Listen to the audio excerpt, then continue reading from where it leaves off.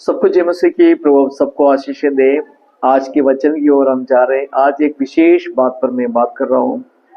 श्राप विश्वासियों पर रहता है या नहीं, इसी विषय पर आज के प्रचार होगा। मैं आपसे निवेदन करता हूँ कि आप शुरू से लेकर के आखिर तक सुने, ताकि इस वचन आपके जीवन में कार्य कर सके। या अगर आज तक आपने इस चैनल को सब्सक्राइब नहीं किया है, मैं आपसे निवेदन करता हूँ कृपया करके आप सब्सक्राइब करें और आपके दोस्तों को भी साझा करें, ताकि ये वचन जो है सबके पास पहुंच सके। गॉड ब्लेस यू और थैंक यू वेरी मच। नया नियम के टीचिंग में, नया नियम के अंदर श्राप के बारे में जब भी हम लोग बात करते हैं तो उसको दो तीन रीति में समझ सकते हैं हम लोग। एक तो है हम लोग परमेश्वर से दूर हैं, separation from God because of sin. हम परमेश्वर से इसलिए दूर हैं क्योंकि हमारे पाप के कारण दूर हैं। Number two, the result of disobedience, मतलब हम नए नियम के अंदर अभी के जो समय में किसी के पास अगर कर्ज या श्राप है करके जब हम लोग बताते हैं तो उसका कुछ कारण होगा। वो कारण मैं बताया। नंबर वन क्या है, आप अगर परमेश्वर से दूर है पाप के कारण तो श्राप आ सकता है। दूसरी चीज है, अगर आप अनाज्ञाकारिता में रहता है, डिसोबीडियंट है, ओबीडियंट एंड डिसोबीडियंट ना, आज्ञाकारिता और अनाज्ञाकारिता। अगर हम लोग आज्ञाकारिता में नहीं है तो श्राप हमारे जीवन में आ सकते हैं। ठीक, लेकिन जब हम लोग नया नियम की टीचिंग में आ जाता है, ये सारी चीजें हैं जो हमको श्राप में लगा रहते हैं ना, श्राप के तहत में रख लेता है। परमेश्वर से दूर होना पाप के कारण, और फिर क्या है कि अनाज्ञाकारिता के कारण, और फिर परमेश्वर धर्मी है तो उनको धार्मिकता को प्रकट करना पड़ेगा, और लास्ट में और ये जो हमारे लाइफ के अंदर जो भी ब्लेसिंग्स है उसको खत्म करने वाली चीज है श्राप। हम अभी देखते हैं न्यू टेस्टमेंट में, एक्चुअल में जब हम आज के टाइम में जब हम यीशु मसीह को अपने जीवन में उद्धारकर्ता के रूप में स्वीकार करते हो, एक्चुअल में क्या हो रहा है हमारे लाइफ के अंदर, एक शिफ्ट हो रहा है। सब लोग बोले शिफ्ट हो रहा है। शिफ्ट मतलब क्या हो गया? Shift from people being under curse to being redeemed from curse through Christ. जो हमारे ऊपर जो कर्स थे या श्राप जो था, उस श्राप में से हम लोग प्रभु यीशु मसीह के द्वारा रिडीम हो जाते, मतलब छुड़ाया जाता है। यानी हम लोग अंडर में थे, श्राप के अंडर में थे, कर्स हमारे ऊपर होते थे। लेकिन जब हम प्रभु यीशु को अपना जीवन में मुक्तिदाता के रूप में स्वीकार किया तो सारे श्राप क्या बदल गया? किस चीज में बदल गया? आशीष में बदल गया। ये बातें आपको याद रखना, समझना है, ठीक है? क्योंकि आज हम लोग बहुत डिटेल में तो नहीं जा पाएंगे, लेकिन फिर भी थोड़ा आपको थोड़ा इसमें आपको ध्यान रखने के लिए जो जो बातें जरूरत है वो मैं आपको बता रहा है। उदाहरण के लिए, एक वेस्ट बंगाल में जब मैं सेवा कर रहा था, वहां पर एक संदा बियर नाम का एक लड़का था। संदा बियर, उस समय शायद उनका 16-17 साल की उम्र होगी या मैक्सिमम 18 साल का उम्र होगा। तो वो उनके घर के अंदर वो लोग लामा लोग है, लामा समझते हैं ना, ये लोग सब जानते हो, ज्यादा उधरी उस एरिया में, दार्जिलिंग साइड में, सिलीगुड़ी में ये लामा बुद्धिस्ट लोग ज्यादा होते हैं। तो नेपाली है, तो ऐसे एक है। तो उनका पापा एक तांत्रिक मनुष्य था। तांत्रिक समझते हैं ना, तंत्र मंत्र करने वाला। उनके घर में हमेशा कुछ ना कुछ ऐसे किसी के विरोध में कुछ करने के लिए लोग आते हैं ना, वो उनका घर नाश होना या उनका बच्चा नाश होना, उनकी शादी नहीं होना, तो ये सारे काम चलाने के लिए लोग क्या करते थे? तंत्र मंत्र करते थे। तो लोगों ने बोला कि ये इनके पापा इस प्रकार का तांत्रिक है जो दूसरों को हमेशा तंग करने वाला है, तो इनका सारे श्राप इन लोगों के ऊपर है, इसलिए ये लड़का श्रापित है, इनके ऊपर बोन टीबी बीमारी आई है तो बचना मुश्किल है, क्योंकि इनके इलाज ना इलाज था। ये बहुत सारे हॉस्पिटल में लेके गए थे, कहीं से भी उनको इलाज नहीं मिला। इनका प्रतिदिन ये बीमारी बढ़ती गई। तो मैंने देखा कि मैं जहाँ रहता था उसके पीछे वाला घर था उनका, मैंने देखा कि वो उनका शरीर फूला हुआ है, वो एकदम वहां पर ऐसे एक ऐसे कंडीशन में है, कभी शायद तो मर भी सकता है, कभी भी मर सकता है ऐसे। तो मैं जाके उनको सुसमाचार सुनाए, प्रभु यीशु मसीह के बारे में बोला, और हमने पूछा क्या आप विश्वास करते हो? बोला जी, लेकिन हमारे घर के ऊपर बहुत श्राप है, क्योंकि हमारे पापा का ऐसे ऐसे काम है और तंत्र मंत्र करता है, जादू टोना करते हैं, तो ये ज्यादा असर हमारे ऊपर आया हुआ है, इसलिए ये सारी बीमारियां हमारे जीवन में रह रहे हैं। मैंने उनको प्रभु यीशु मसीह के बारे में बताया और उनके लिए तेल मल कर प्रार्थना किया। मैं आपको बताता हूँ, एक सप्ताह के अंदर उनका फूला हुआ शरीर पूरी तरीके से नॉर्मल हो गया। हालेलुया। वो सारे श्राप जो उनके अंदर या उस घर में थे, वो यीशु मसीह के लोहू के द्वारा वहां पर एक वॉश आउट हो गया, मतलब इसको दूर निकाला गया। वो बच्चा अच्छी तरीके से ठीक हो गया। मेरे उम्र का जैसे था उस समय भी ऐसे ही 19 साल की उम्र में मैं वहां पर गए थे, तो उस समय की बात कर रहा हूं मैं। तो वो जो लड़का बच गया, फिर बाद में उनको हॉस्पिटल लेके गए थे हम लोग, क्योंकि उनका पेट फूला हुआ था। बाकी सारे जगह नॉर्मल हो गया, तो पेट थोड़ा एक डॉक्टर को दिखाने के लिए लेके गया, तो पेट के अंदर कुछ ऐसी चीजें पड़ा हुआ है। ये गांव के रहने वाले लोग है ना, तो ये क्या क्या खाते थे वो सारे जम गए अंदर, और 2-3 किलो वाला कोई घटा उसके अंदर में से निकाल दिया ऑपरेशन करके, और लड़का बिल्कुल ठीक हो गया। मैं कहने मतलब उन तमाम श्राप से उनके यीशु मसीह को ग्रहण करने के कारण वो क्या हो गया है, बच गया। तो जब व्यक्ति यीशु मसीह पर ध्यान करते हैं, यीशु मसीह की ओर आते हैं, तो वो श्राप फिर उनके घर में रह नहीं सकता, उनके व्यक्तिगत जीवन में भी रह नहीं सकता है। ठीक है, तो आप यहाँ पर देखिएगा, गलातियों के पुस्तक 3 अध्याय निकाल लीजिए। गलातियों चैप्टर 3 वर्स 10 निकाल दीजिए और जरा पढ़िएगा। गैलेशियन चैप्टर 3 वर्स 10 को पढ़िए। इसलिए जितने लोग व्यवस्था के कामों पर भरोसा रखते हैं वे सब शाप के अधीन हैं। व्यवस्था के काम पर भरोसा रखता है वो क्या है, श्राप के अधीन में है। और क्योंकि लिखा है जो कोई व्यवस्था की पुस्तक में लिखी हुई सब बातों के करने में स्थिर नहीं रहता, वह शापित है। वह श्रापित है। कौन श्रापित है? जो देखिए, व्यवस्था इसलिए दिया गया था कि लोग उसको माने। व्यवस्था अपने आप में क्या नहीं, श्रापित नहीं है, लेकिन व्यवस्था को जब तक हम फॉलो नहीं करेगा, उसका अनुकरण नहीं करेगा, व्यवस्था आपको क्या करेंगे, श्राप के रूप में रहेगा। व्यवस्था का मतलब यहाँ पर है ना, व्यवस्था मतलब नियम कानून है।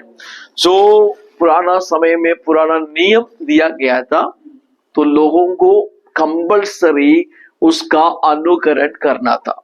सपोज के लिए मान लो मैंने बच्चे को बोला आपको शांत रहना है, तो शांत रहना ही है। अगर नहीं किया तो क्या होगा, वो दंडनीय है, उसको दंड दिया जाता था। लेकिन आज हम लोग दंड देता है क्या? अभी चुप रहने के लिए बोलने के बाद भी कितना बार कुछ कुछ बोला होगा, है ना, क्या क्या किया होंगे, आपको दंड मिला है? नहीं मिला। ये ग्रेस होता है ना, दया का टाइम है। लेकिन पुराना नियम ऐसे नहीं था। आपको एक बात बोला गया है, अगर नहीं माना तो अवश्य ही उसका दंड आपको पाना है। ओके, तो आप यहां पर देखिए, कर्स तभी रहेगा अगर आप नियम के पालन नहीं करते। तो पुराना नियम में, नियम के तहत में जो था वो कर्स के अंडर में थे। तो law shows sin but can not save from its consequence. आपको एक बात समझना, ये जितना भी जो लॉ है ना, ये नियम कानून जितना भी था, वो एक सिन को दर्शाता है, सिन को, पाप को दर्शाता है, क्योंकि अगर नहीं करा तो क्या हो जाएगा, पाप हो जाएगा। अब यहां पर बैठ के आपको सोना नहीं है, लेकिन नींद आ गया, आप सो गए मान लीजिए, तो क्या हो जाएगा, वो पाप है। लो है, पाप है। लो है तो क्या होगा फिर, अगर लो नहीं है तो पाप ही नहीं। जैसे आप ट्रैफिक में अपना गाड़ी चलाकर जा रहे हैं, आपको ग्रीन येलो लाइट आया तो क्या करना पड़ेगा, आपको रोकना है। रेड लाइट में बिल्कुल आपको मूव नहीं करना है, आपको रोकना है। ग्रीन लाइट में आपको जाना है, हेलमेट का भी साथ में लगा के जाना है। ग्रीन लाइट में आपको जाना है। मान लो येलो लाइट में आपने पार भी किया तो भी चल जाएगा, लेकिन अगर रेड लाइट में आप पार कर दिए तो क्या होगा, पेनाल्टी हो जाएगा, पेनाल्टी हो जाएगा ना, वो दंडनीय है। ग्रीन लाइट में आप गया नहीं, वहीं खड़ा है तो क्या होगा, वो भी दंडनीय है। आप जाते नहीं तो पीछे आने वाले सारे गाड़ियां क्या हो जाएगा, रुक जाए। सो जो नियम है, कानून है, तो क्या हो सकता है, वहां पर पाप हो सकता है। जाने के लिए बोल दिया तो नहीं गया तो क्या होगा, ये पाप होगा।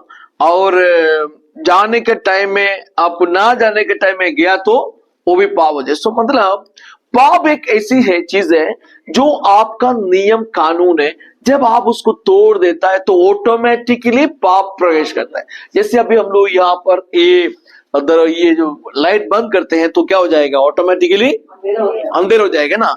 इसी प्रकार जब आप नियम का पालन नहीं करते तो ऑटोमेटिकली श्राप हमारे अंदर आ जाएगा। सबको समझ में आया? श्राप ऐसे नहीं आएगा, जब तक आप फॉलो कर रहे हैं, अच्छी तरीके से नियम पालन कर रहे हैं, तो कोई श्राप आपके ऊपर नहीं आएगा।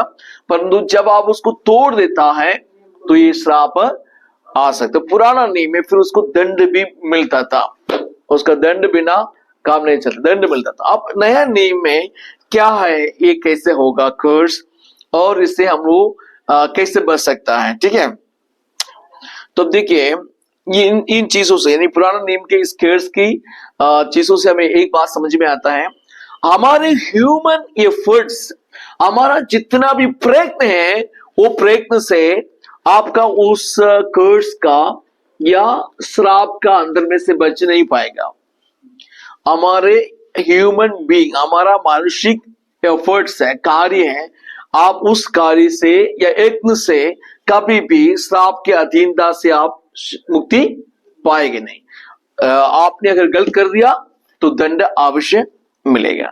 लेकिन गलाती 3 का 13 वचन को देखिए, गलेशियन चैप्टर 3 वर्स 13 को देखिए, क्या लिखा है वहां पर। मसीह ने जो हमारे लिए शापित बना, हमें मोल लेकर व्यवस्था की शाप से छुड़ाया। अब देखिए, पहले हम लोग व्यवस्था के अधीन में थे, നിയമം के अधीन में थे।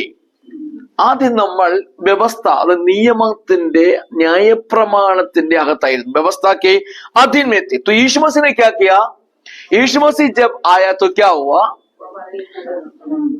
क्या पढ़ी सिस्टर जी, मसीह ने जो हमारे लिए श्रापित बना, यीशु मसीह खुद श्रापित हो गया। हमारे सारे श्राप को यीशु मसीह ने क्या कर दिया, अपने ऊपर ले लिया। हमारे सारे पाप को, उसकी कठिन दाग को, उसका कार्य को प्रभु यीशु ने क्या कर दिया, हमसे हटा दिया। हम जो दंडनीय थे, उस दंड को प्रभु यीशु ने बोला तुम्हें सहने की जरूरत नहीं, मैं सहन लूंगा। समझे ना? नया नियम में प्रभु यीशु मसीह ने क्या किया, आपका पाप का दंड अपने ऊपर ले लिया। हमारे पाप का जो श्राप है, दंड है, श्राप जितना कर्सेस है, वो श्राप यीशु का अपने ऊपर ले लिया। फिर क्या कर दिए, हमें मोल लेकर व्यवस्था की श्राप से छुड़ाया। आपको मोल ले लिया, खरीद लिया, और व्यवस्था के अधीनता से हमको छुड़ा लिया। इतना कम हुआ है, नहीं हुआ है? 2000 साल पहले जब प्रभु यीशु मसीह दुनिया में आया तो उन्होंने यही काम किया है। व्यवस्था के अधीनता में जितने लोग थे उनको खरीद लिया। अब आप और मैं अपना नहीं रहता है, हम किसका रहता है, यीशु मसीह का। सो अब हमें लाभ क्या मिला है? जितना व्यवस्था का जो कर्ज था ना, श्राप था, मतलब डिसोबीडियंट नेचर का जो भी कर्ज श्राप हमारे ऊपर आ सकता था, वो मान लीजिए आपका व्यक्तिगत का हो या परंपरागत का हो, परिवार का हो, किसी भी प्रकार का हो, वो सारे श्राप को यीशु मसीह ने आपके पास से चुनने ले लिया। अभी आप फ्री है। सब लोग बोले मैं फ्री हूं। फ्री है कि नहीं? फ्री है या नहीं? महसूस कर पा रहे हैं कि नहीं पा रहे हैं? मैं फ्री हूं, महसूस कर सकता है कि नहीं? क्योंकि कई लोगों के विचार है, यार हमारे घर में इसलिए तरक्की नहीं आते है, शांति नहीं आते, खुशी नहीं आते, आशीष नहीं आते, क्योंकि हमारा कुछ है पुराना श्राप पड़ा है। हमारे पुराने लोग जो जो गलती कर दिया, वो सारी गलतियों का परिणाम मुझे भोगना पड़ रहा है, उसका फल मुझे मिल रहा है, इसलिए मुझे आगे बढ़ने में मौका नहीं मिल रहा है। मेरा बुद्धि मंद बुद्धि रहता है, मैं पढ़ लिख नहीं पा रहा हूं, मैं कुछ आगे बढ़ नहीं पा रहा हूं। ये आपका गलत सोच है। यीशु मसीह आपके लाइफ में क्या किया है? हमारे तमाम श्राप को उठा के फेंक दिया। आपके ऊपर जो आने वाले दंड को यीशु ने अपने ऊपर ले लिया। देखिए, व्यवस्था के अनुसार कोई ना कोई दंड तो पाना चाहिए था ना, पाना चाहिए था। यीशु ने आपको अलग कर दिया, आपको बोला आपको दंड उठाने की जरूरत नहीं, मैं उठाऊंगा। जैसे एक दो भाई लोग थे, एक भाई बड़ा गलत काम करता था, उनको पुलिस पकड़ लिया, उनको अरेस्ट करके लेके गया, जेल में बंद कर दिया, किसी खून किया था। आखिरी में उनको सजा सुनाया गया, फांसी का सजा सुनाया, फांसी का सजा सुनाया। ये सजा सुनने के बाद में बड़ा भाई को बहुत दुख आया। बड़ा भाई ने सोचा नहीं, मैं जाऊंगा, उनको छुड़ाऊंगा, मैं फांसी में चढ़ूंगा, कोई बात नहीं, लेकिन मेरा भाई को मैं छुड़ाऊंगा। वो वहीं पर जाता है और जेलर से बात करता है, और वो अपना भाई के पास जाता है, बताते बेटा तू आज फ्री हो जाएगा, तुम्हारी जगह पर मैं जा रहा हूं, मैं अंदर जाऊंगा, मैं फांसी में चढ़ूंगा, मैं मर जाऊंगा, तू फ्री हो जाएगा, तू घर पे जाके गड़बड़ नहीं करना, मामी के साथ रहना, गलत काम नहीं करना। बड़ा भाई ने छोटा भाई के लिए क्या किया? अपने लाइफ को कुर्बान कर दिया। सेम चीजें हमारे लाइफ में प्रभु यीशु मसीह ने किया है। यीशु ने हमारी गुनाह का बोझ को उठाया। अब जहां पर फांसी में चढ़ना था, उस फांसी को हमारे लिए वो बंद करवा दिया, और उसने खुद उस फांसी का चाप अपने आप को दे दिया। मतलब हमें जो फांसी में चढ़ना था, हमें फ्री कर दिया। प्रभु यीशु मसीह ने क्या किया? हमारे लिए क्रूस पर चढ़कर मरा, ताकि हमको बिल्कुल फ्री करें, स्वतंत्र करें। This point to the crucifixion, dying on the cross in our place. यीशु मसीह कोई गलत काम नहीं किया था। यीशु ने कोई गलत काम करने के कारण उसको क्रूस पर चढ़ाकर नहीं मारा। हमने गलत करी थी, हमने जो जिस प्रकार परमेश्वर से दूर गया, आपने जितना पाप किया है, उस पाप का बोझ को उठा करके यीशु मसीह ने क्रूस पर चढ़ा। तो वहां पर क्या हुआ? यीशु मसीह का क्रूसीकरण में, यीशु मसीह क्रूस पर चढ़ के मरने के कारण क्या हुआ? हमारा श्राप जो है ना, हमारा कर्स जो है, एक्सचेंज फॉर ब्लेसिंग्स, हमारा श्राप जितना था अब कैसे बदल गया? आशीष में बदल गया। आपका जो श्राप है, वो श्राप अभी है ही नहीं, वो श्राप आशीष में बदल गया। हमारा कंडमनेशन यानी हमारा मृत्यु दंड रिप्लेस किया कैसे? फॉरगिवनेस में, क्षमा में, माफी में बदला गया। यानी हमारे ऊपर जो कंडमनेशन था, कंडमनेशन मतलब जो दंड था, उस दंड की आज्ञा को फॉरगिवनेस में, माफ करने में बदल दी। अभी पिछले दिनों में ओडिशा में एक पादरी को कुछ दल के लोगों ने पकड़कर मारा पीटा, उनको रोड पे चलाता रहा। और वो एक पादरी था, यीशु मसीह का प्रचारक था, उनके गले पे चप्पल का माला पहना दिया और आखिरी में एक मंदिर में लेकर जाता है, उसका मुंह में गोबर घुसा जाता है। आपने फोटो देखा, उसका वीडियो देखा है। और उस समय वो ऐसे करने के बाद में, गोबर लगाने के बाद में उनको गोबर खिलाने की कोशिश कर रहा था। और आप और मैं तो क्या करते हैं, हमें बहुत गुस्सा आया था ना, और ये मेरे से ऐसे किया, माफ नहीं करेंगे। और लेकिन उस भाई ने बाद में बोला कि मैंने उनको माफ कर दिया, क्योंकि प्रभु यीशु ने मुझे माफ किया था, तो मैंने उन भाइयों को भी माफ किया। प्रभु यीशु मसीह का मार्ग है ना, प्रभु यीशु मसीह का प्रेम अगर आपके अंदर आता है, ऐसी रीति में हम तब्दील हो जाता, बदल जाता है। इस व्यक्ति ने उन लोगों को माफ कैसे किया है? क्योंकि उनको मालूम था कि मेरा पाप इतना कठोर था, लाल रंग का सा था, लेकिन प्रभु यीशु ने मेरे पाप को क्षमा किया है, तो मैं भी उनको क्या करूं? क्षमा करूं। सो क्या पुराना आपका श्राप अभी भी रह सकता है? नहीं। क्योंकि प्रभु यीशु ने आपका सारे श्राप को उठा के अपने ऊपर ले लिया है। जब आपने आपके सारे श्राप को यीशु मसीह उठा लिया, तो आप फ्री हो गया। रोमियो की पुस्तक 8वें अध्याय उसका पहला वचन को पढ़िए। और रोमियो की पुस्तक Romans chapter 8 verse 1, Romans chapter 8 verse 1, जल्दी जल्दी पढ़ने का। जो मसीह यीशु में है, उन पर दंड की आज्ञा नहीं। जो मसीह यीशु में है, उनको दंड की कोई आज्ञा नहीं है। No condemnation for those in Christ. Kristu यीशुविल उल्लवർക്ക് ഒരു ശിക്ഷാവിധിയും मसीह यीशु में जो है उनको कोई दंड की आज्ञा नहीं है। तो वहां पर क्या हुआ, आगे पढ़िए। क्योंकि वे शरीर के अनुसार नहीं वरन आत्मा के अनुसार चलते हैं। आपके ऊपर जब साल्वेशन आया, उद्धार आया, जब प्रभु यीशु मसीह को आपने अपने जीवन में लाया, तो क्या किया? उस उद्धार ने आपका सारे स्पिरिचुअल कर्स को और जजमेंट, यानी जो भी आपके ऊपर जो दंड की आज्ञा था, आपका सारे श्राप दंड की आज्ञा को क्या कैंसिल कर दिया। जैसे बड़ा भाई जाकर के छोटा भाई को फ्री किया ना, इसी प्रकार यीशु मसीह ने हमारा जजमेंट को, हमारे ऊपर जो श्राप था, तमाम चीज को उठा के फेंक दिया, और उसके बाद आप हमें क्या कर दिया? फ्री कर दिया।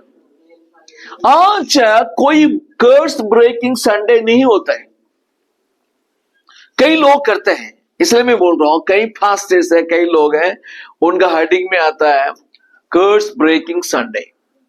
अब मैंने एक पिछले में एक व्यक्ति का प्रचार सुन रहा था, उसने बोला कि यीशु मसीह का मृत्यु से हमें ये सारे फायदा मिला नहीं। फिर क्या मिला? वचन बहुत क्लियरली लिखा है, मिला है। वचन आपके पास एकदम क्लियरली लिखा है कि यीशु मसीह के मृत्यु ने आपके श्राप को उठा के फेंक दिए हैं, आपके श्राप, आपका कर्स को नाश कर दिया, उसको खत्म कर दिया है। तो क्या बार बार फिर ये कर्स ब्रेकिंग करना पड़ेगा? बार बार करना पड़ेगा? एक बार आपने यीशु मसीह को ग्रहण किया है, तो उस उद्धार आपके अंदर जब आते हैं, वो सारे श्राप की शक्ति आपके पास से हट जाता है। लेकिन ये बात को भी याद रखना है, आपको उसके वचन पर, उस उद्धार की उस अनुभव में हमेशा रहना है। हमने शुरुआत में ही बोला ना, श्राप तब तक आपको टच नहीं कर सकता जब तक आप वचन के अंदर में हैं। यीशु मसीह में जब तक है, तो कोई श्राप हमारे घर में प्रवेश नहीं कर सकता है। तो पुराना नियम में भी लोग श्रापित कब हुआ करते थे? जब कभी वे डिसोबीडिएंट होते थे, यीशु परमेश्वर को छोड़ देते थे, व्यवस्था को छोड़ देते थे। आज अगर किसी के पास श्राप को आना होता, तो उनको भी क्या होना पड़ेगा? यीशु मसीह का उस उद्धार से उसको अलग होना पड़ेगा ना। यीशु मसीह को छोड़ना पड़ेगा, तभी तो श्राप आ सकता है। यीशु मसीह जब तक है, तो कोई भी श्राप हमारे ऊपर काम नहीं करेगा। Jesus and his apostle warned against ये यीशु मसीह ने और चेलों ने इस कलीसिया के अंदर आने वाली ऐसे गलत शिक्षाओं को वार्निंग दिया।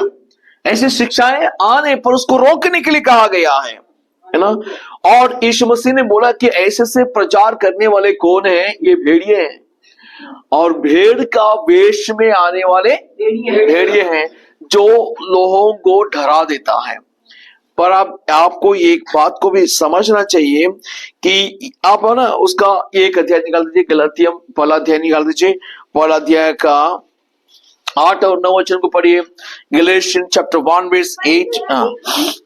स्वर्ग से कोई दूत भी उस सुसमाचार को छोड़ जो हमने तुमको सुनाया है, क्योंकि और सुसमाचार तुम्हें सुनाए तो श्रापित हो। जैसा हम पहले कह चुके हैं, वैसे ही मैं अब फिर कहता हूँ कि उस सुसमाचार को छोड़ जिसे तुमने ग्रहण किया है, यदि कोई और सुसमाचार सुनाता है तो श्रापित हो। वो श्रापित होगा कौन? जो इसके विरोध में आप वो सिखाते समझाते। उत्तर वचन आपको जस्ट देखना भी, दूसरी कोरिन्थी 5 का 17 वचन को भी देखिए। 2 कोरिन्थियंस चैप्टर 5 वर्स 17 को देखिए। 2 कोरिन्थियंस चैप्टर 5 वर्स 7। मैं इसलिए आपको सिखा रहा हूं क्योंकि आप डरना नहीं। 5 का 17 या इसलिए यदि कोई मसीह में है तो वह नई सृष्टि है। वे कौन है? एक नई सृष्टि है और पुरानी बातें बीत गई। पुरानी बातें बीत गई। आपका जो पुरानी बात जितने भी है ना, पुराने गलतियां जो भी चीजें, वो तमाम चीज से क्या हो गया? बीत गया। फिर आप एक नया सृष्टि बन जाते हैं। मैंने बोला ना कि मेरे साथ एक लड़का काम करता था, सेवा करते थे। वो यहाँ पर भी आता था पहले, और वो एक चोर था, चोर। वो मेरे पास आने के बाद मुझे बोला, पास्टर जी क्या आप मुझे ले सकता है? मैंने बोला क्यों? मैं एक चोर था, लोग मुझे एक्सेप्ट नहीं करते थे। बचपन से ही वो चोरी करता था, वो आदत में पड़ा हुआ था। मैंने बोला अब तो करते हैं, अब नहीं करता। जब से यीशु आया तब से मैं चोरी करना छोड़ दिया। आज इस वक्त में एजी कलीसिया का एक अच्छा पासवान है, एक अच्छा पासवान है।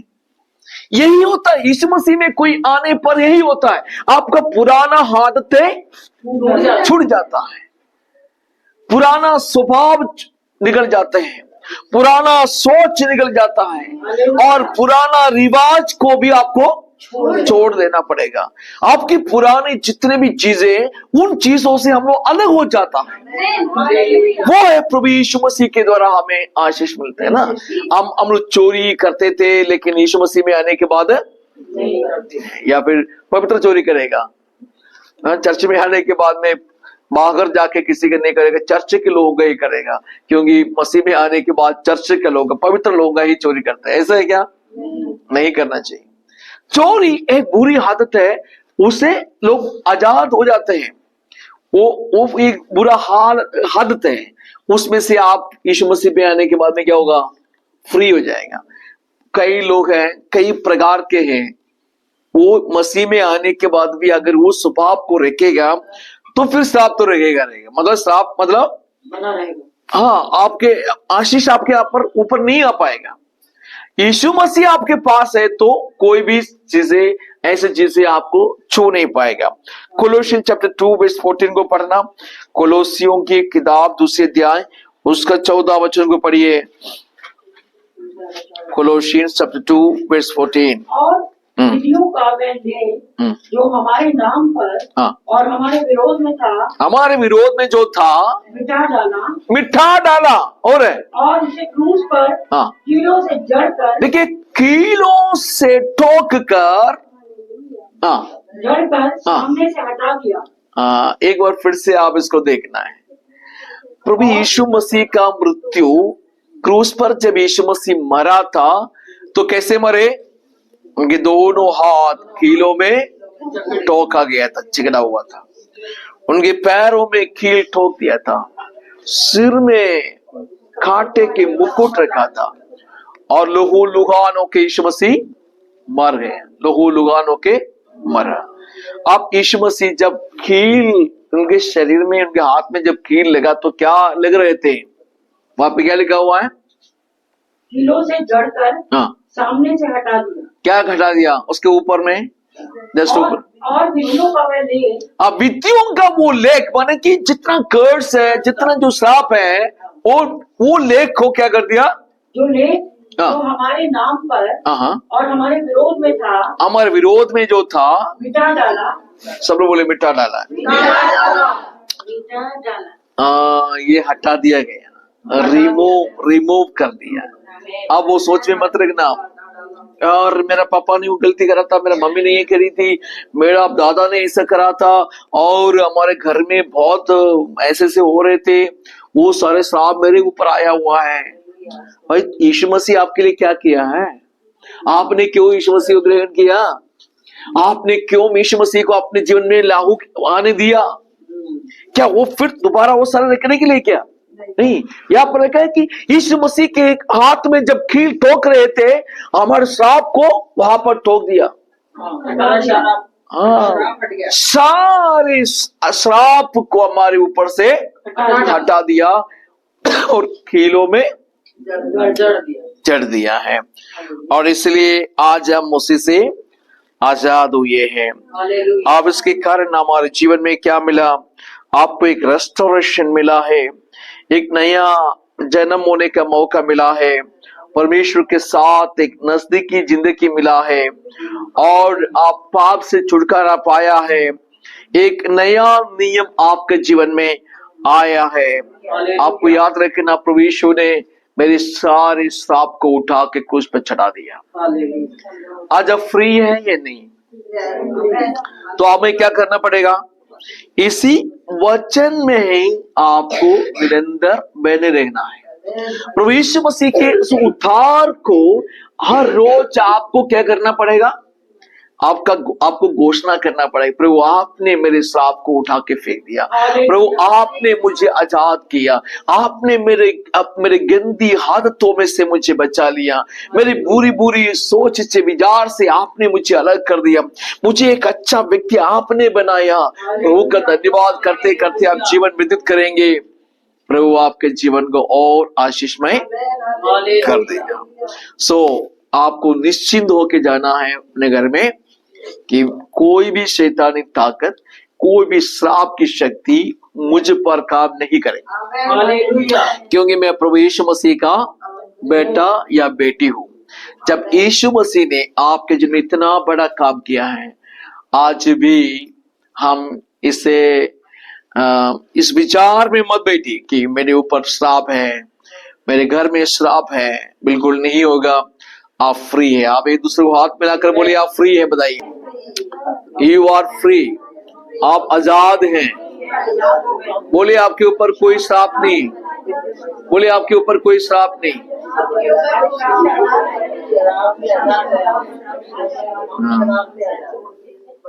आपके ऊपर कोई श्राप नहीं।